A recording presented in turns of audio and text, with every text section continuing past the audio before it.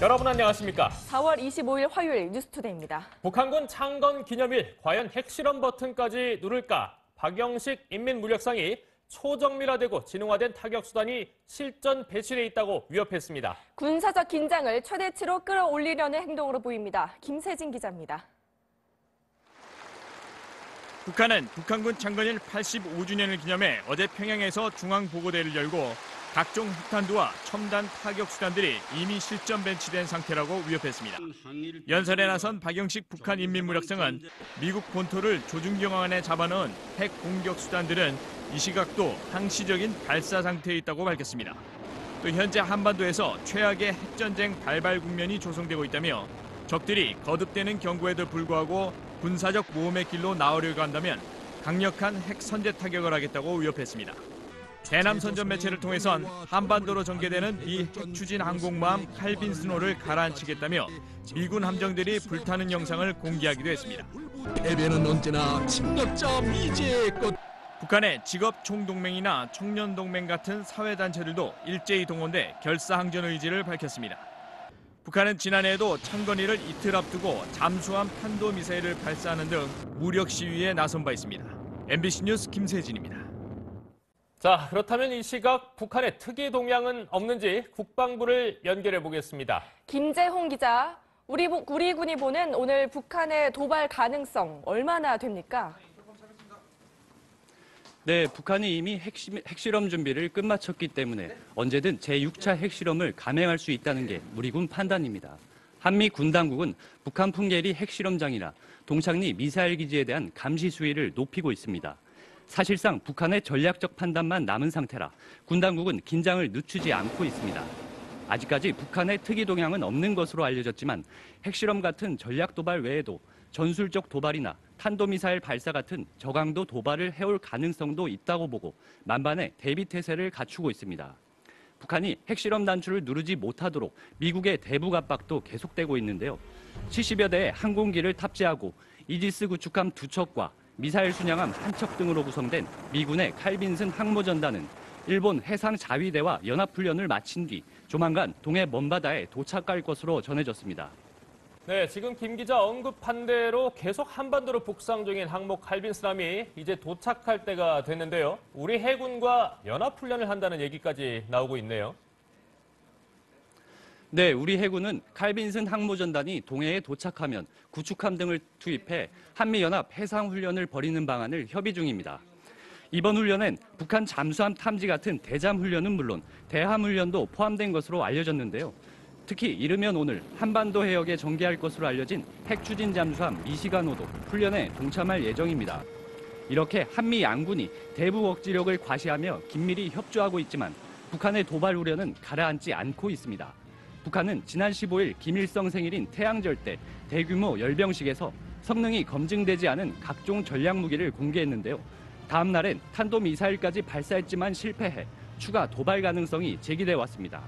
북한이 섣불리 도발하기엔 한반도 상황이 엄중하기 때문에 도발 없이 이번 위기를 넘길 수도 있지만 칼빈스노를 겨냥해 연일 수장시키겠다고 위협하는 북한과 공군 전폭기를 비상 대기시킨 것으로 알려진 중국의 움직임을 감안하면 긴장을 늦출 수 없는 상황입니다. 지금까지 국방부에서 전해드렸습니다. 자, 이번에는 북한이 핵실험을 감행한다면 땅꺼짐, 흔들림 가장 먼저 감지되는 곳입니다. 중국과 북한의 접경, 선양을 연결하겠습니다. 김필국 특파원. 네, 중국 선양입니다. 네, 지금 그곳의 분위기는 어떻습니까? 네, 아직까지는 북한과 국경을 접한 중국 접경 지역에서도 별다른 동향이나 특이 징후는 감지되지 않고 있습니다. 하지만 안심막인 이르다는 분위기가 지배적인데요. 지난 5차 핵실험 당시 북한은 오전 9시 30분을 기해 핵실험을 한 바 있습니다. 작년 1월에 4차 핵실험 역시 10시 반이 돼서야 충격파가 감지됐던 만큼 조금은 더 지켜봐야 한다는 겁니다. 이런 가운데 당초 군창건 기념행사를 맞아 북한을 방문하기로 했던 조선족 기업가 다수가 방북을 취소한 것으로 전해졌습니다. 이에 따라 일각에선 북한이 별 도발 없이 군창건 기념일을 보낼 거라는 관측도 조심스럽게 나오고 있습니다. 하지만 한반도 주변에 일촉즉발의 상황이 벌어지고 있는 만큼 앞으로도 당분간은 긴장은 늦출 수 없을 것으로 보입니다. 네, 김 특파원 지금 예전에 볼 수 없었던 것 하나가요. 북한과 중국이 각각 자신들의 언론 매체를 동원해서 연일 난타전을 벌이고 있죠. 이걸 중국의 실제 압박이다 이렇게 봐도 될 만한 분위기입니까? 네, 그렇습니다. 중국의 관영 매체는 연일 계속해서 북한에 대한 압박 수위를 높이고 있습니다. 북핵에 대한 불용 입장은 확고하고 북한이 핵을 중단해야 관계가 회복될 거라면서 도발을 멈추고 대화의 장에 나오라고 강조했습니다. 이 같은 메시지는 북한 조선중앙통신이 남의 장단에 춤을 춘다며 중국을 비난한 데 대한 대응으로 보이는데 양국 관영 매체가 대리전을 벌이듯 강경한 어조로 서로 비난하고 있습니다. 이에 대해 중국 외교부는 정세를 긴장시키는 행동을 하지 말라며 압박 강도를 더 높였습니다. 최근엔 접경 지역 일대에서 이루어지던 북중 밀무역 단속도 강화됐는데 이 또한 대북 압박의 일환으로 풀이되고 있습니다. 6차 핵실험만큼은 막아야겠다는 중국의 의지가 어느 때보다 확고한 것은 분명해 보입니다. 선양에서 MBC 뉴스 김필국입니다. 네, 선양이었습니다. 도널드 트럼프 대통령은 지금 한창 업무를 보고 있을 시각입니다. 아마 시시각각 보고를 받고 있을 텐데요. 워싱턴을 연결하겠습니다. 현완섭 특파원.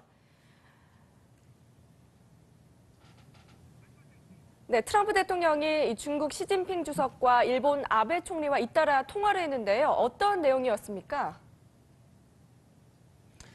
네, 미국과 일본, 중국 세 나라 정상이 같은 날 잇따라 전화 통화를 한 건 흔치 않은 일입니다. 특히 트럼프와 시 주석은 불과 열흘여 만에 다시 통화를 했습니다. 그만큼 이번에는 북한의 도발을 막겠다는 의지가 강하다는 뜻으로 해석됩니다. 백악관이 시 주석과의 통화 뒤에 성명을 발표했는데요. 트럼프 대통령이 북한의 지속적인 호전성을 비난하고 그 행동이 한반도를 불안정하게 만들고 있다고 역설했다고 밝혔습니다. 또 두 정상이 북한 핵과 미사일 프로그램 위협의 긴급성에 동의하고 한반도 비핵화를 위한 공조를 약속했다고 설명했습니다. 아베 일본 총리는 미일 양국이 북한의 핵미사일 도발 자제를 강력히 요구하기로 합의했다고 통화 내용을 전했습니다. 미국 언론은 미중일 정상의 전화통화는 북한 김정은에게 보내는 마지막 경고라고 분석했습니다. 현 특파원, 트럼프 대통령은 오늘 새벽에도 북한을 압박하는 발언을 빼놓지 않았는데 안보리 대사들을 만난 자리에서 메시지가 나왔죠? 네, 트럼프 대통령이 오늘 유엔 안보리 회원국 대사들을 백악관으로 초청해서 오찬을 함께했습니다. 북한 문제가 오찬 회동의 핵심 주제였습니다. 이 자리에서 트럼프는 북한 문제가 세계의 실질적인 위협이자 세계 최대 문제라면서 결국엔 우리가 해결해야 하는 문제라고 강조했습니다. 그러면서 북한의 현상 유지는 용납할 수 없으며 안보리는 북한의 핵과 미사일 프로그램에 대한 강력한 추가 제재를 가할 준비가 돼 있어야 한다고 말했습니다. 또 사람들이 지난 수십 년간 북한 문제에 눈감아왔는데 이제는 문제를 해결해야 할 때라면서 북핵 해결 의지를 거듭 강조했습니다. 지금까지 워싱턴에서 전해드렸습니다. 네, 옆나라 일본도 북한의 선택과 이에 따른 미국의 대응을 긴장 속에 주시하고 있습니다. 이번엔 도쿄 이동해 특파원 연결하겠습니다. 이동해 특파원, 일본은 그동안 한반도 위기론에 가장 민감하게 반응해온 나라인데요. 북한의 도발 가능성에 대해 일본 정부는 어느 정도 무게를 두고 있습니까? 네, 일본 정부는 당장은 북한의 특별한 동향이 감지되지 않고 있다면서도 도발 가능성에 대비해 높은 수준의 경계 감시 태세를 유지하고 있다고 밝혔습니다. 핵실험도 핵실험이지만 지정학적으로 일본 정부가 우려하는 것은 북한이 복수의 장소에서 동시다발적으로 미사일을 발사할 경우입니다. 현재 일본이 갖추고 있는 이지스함과 팩3 요격 시스템으로선 100% 요격은 어렵다는 것이 전문가들의 의견입니다. 지난 3월 북한이 쏜 미사일 4발 중 3발이 일본의 배타적 경제 수역안에 떨어졌는데요. 태양절 군사 퍼레이드 당시 선보인 사정거리 3,200km의 무수단은 78개 주일 미군 기지를 어디든 타격할 수 있을 것이라는 분석이 나오고 있습니다. 네, 앞서 워싱턴을 연결할 때 이 트럼프 대통령이 추가 대북 제재를 안보리에 촉구한다는 얘기가 나왔었는데요. 오늘 도쿄도 좀 주목이 됩니다. 한미일 6자 회담 수석 대표 회의가 도쿄에서 열리지 않습니까? 네, 북한의 도발 가능성이 점쳐지는 날 한미일 3국의 수석 대표들이 오전 9시 반부터 도쿄에서 머리를 맞댑니다.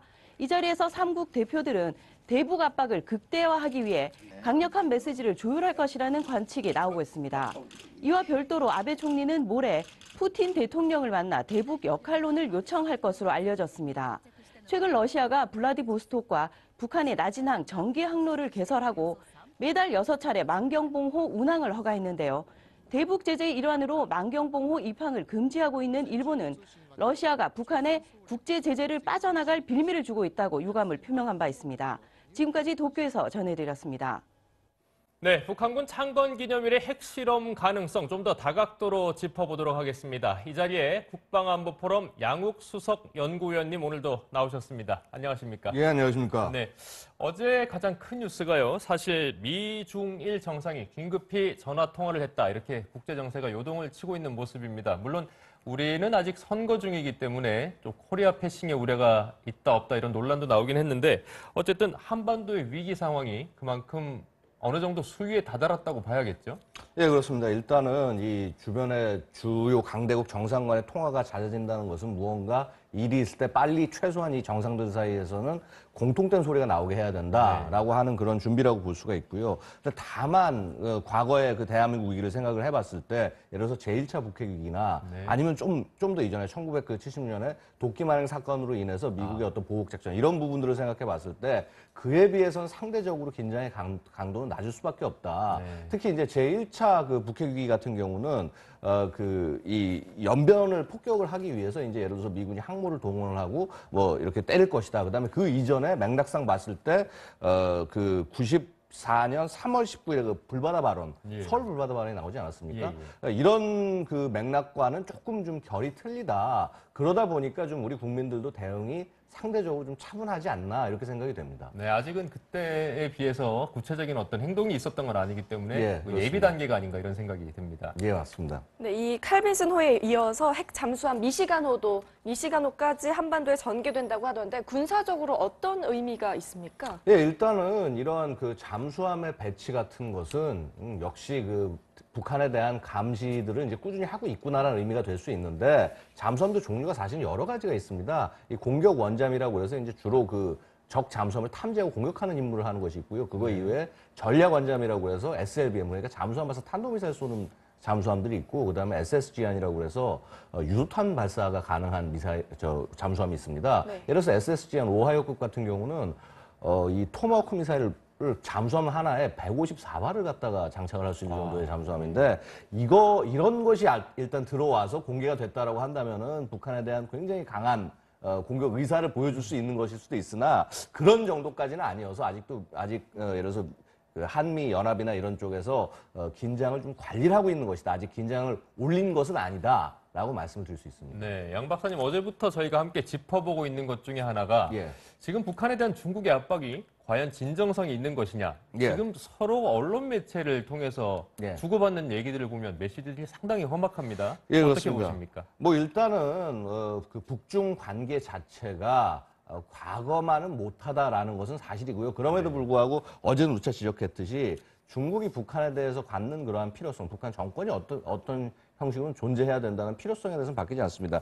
결국은 이 메시지가 뭐냐 하면은 중국이 굉장히 강한 그 군사력을 이렇게 배치를 하고 하는 것이 북한에 대해서는 핵실험하지 말아라.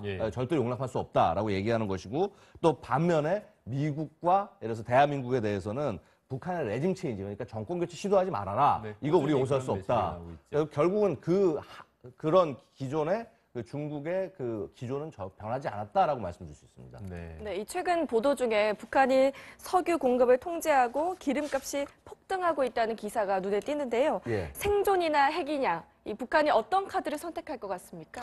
뭐 일단은 실제 중국이 그 석유 공급을 감소시킨 것이 아닙니다. 뭐냐면 6차 핵실험을 할 경우에 감소시키겠다라고 얘기를 한 것이고, 그럼 이 가격이 올라간다는 것은 북한 내부가 이것을 지금 비축하고 있다. 근데 이 의미는 뭐냐면 6차 핵실험 할 수 있다라는 것으로 볼 수가 있습니다. 북한은 결국은 핵을 보유하는 것, 그다음에 핵 가지고 강한 능력을 갖는 것이 정권의 생존이라고 바라보기 때문에 어떤 형식으로든 이 핵실험에 관한 것들을 진행할 가능성이 높다. 다만 시기에 관해서는 그것이 지금일지, 당장 오늘일지, 아니면 그 다음일지는 조금 지켜봐야 되겠습니다. 네, 양욱 박사님의 얘기는 잠시 뒤에 3부에서 다시 모시고 조금 더 들어보도록 하겠습니다. 감사합니다. 감사합니다.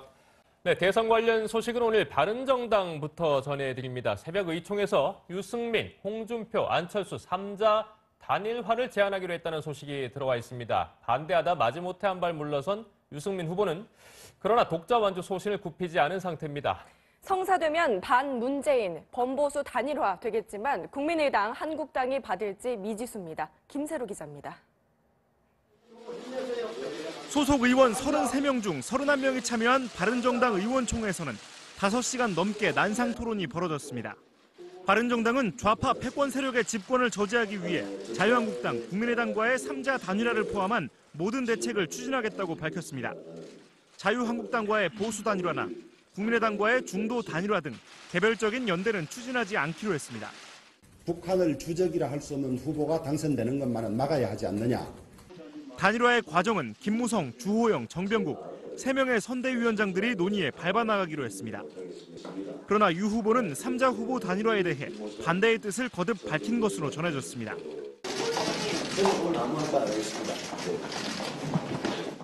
결국 바른정당이 유 후보의 완주를 인정하는 동시에 후보 단일화를 추진하는 절충을 시도한 셈이지만 연대 당사자들이 거부할 수 있는 데다 후보마저 반대 의사를 밝히면서 내홍은 오히려 깊어지는 모양새입니다. MBC 뉴스 김세로입니다. 제19대 대선 재외국민 투표가 오늘부터 엿새 동안 세계 116개국 204개 투표소에서 진행됩니다. 이번 투표에는 재외 유권자 총 29만 4천여 명이 참여해 역대 최대 규모가 될 전망입니다. 재외 유권자는 거주지와 상관없이 신분증만 있으면 세계 어느 곳에서든 투표할 수 있으며 다음 달 9일 국내 투표용지와 함께 개표됩니다. 인권 결의안을 과연 북한에 물어봤나 논란, 문재인 후보 측이 결국 송민순 전 외교장관을 허위 주장, 명예훼손으로 검찰에 고발했습니다. 송 전 장관은 대학교 총장직을 사퇴하면서도 태양을 달이라고 한다며 물러서지 않았습니다. 장승철 기자입니다. 문재인 후보 측이 송민순 전 외교통상부 장관을 서울중앙지검에 고발했습니다. 출판물에 의한 명예훼손, 후보자 비방, 대통령 기록물 관리에 관한 법률 및 공무상 비밀 누설죄로 당시 청와대 서별관 회의 메모를 지난 23일 공개했던 더불어민주당은 여러 논란이 완전히 해소됐다고 주장했습니다. 반면 송 전 장관은 2007년 당시 북한의 반대 입장을 받은 뒤 노무현 대통령이 북한 인권 결의안 기권을 결정했고 다음 날 최종 발표한 것은 사실이라고 거듭 주장했습니다. 송 전 장관은 문 후보가 당시 남북관계 전반에 관여했다며 자신이 한 일들을 무조건 부정하려 하지 말고 인정할 것은 인정하라고 촉구했습니다. 학교에 부담을 줄 수 있다며 북한 대학원 대학교 총장직은 사퇴했습니다. 하늘에 있는 태양을 보고 저 태양이라고 그래도 저건 태양이 아니고 낮에 뜬 달이다. 그렇게 넘어갑니다. 그건 제가 뭘 해도 안 될 겁니다. 자유한국당은 국회 상임위를 열어 진실을 규명하겠다고 밝혔고 국민의당은 문 후보가 계속 말 바꾸면서 노 전 대통령에게 모든 책임을 미루는 비겁한 행태를 보이고 있다고 비난했습니다. MBC 뉴스 장승철입니다. 결국 후보들이 의도했든 아니든 간에 대회 분위기까지 가세해서 안보 문제가 대선 최대 쟁점으로 떠올라 버렸습니다. 후보들 이를 어떻게 돌파 혹은 활용하고 있는지 장성호 기자입니다. 더불어민주당 문재인 후보가 안보 관련 언급을 자제한 가운데 당 성대위는 국민의당 안철수 후보를 돈을 받고 예수를 판 유다에 비유하며 거칠게 공격했습니다. 가롯 유다가 되어버린 것인지 지역주의와 색깔론을 주무기로 해서 공격하는 자유한국당 홍준표 후보는 문 후보가 집권하면 친북 정권, 안 후보가 집권하면 위장 보수 정권이라며 힘의 균형을 통한 무장 평화로 북한을 제압하겠다고 밝혔습니다. 남북이 핵 균형을 이뤄야 됩니다. 너희만 핵이 있나? 우리도 있다. 그래 해야지 도발을 못합니다.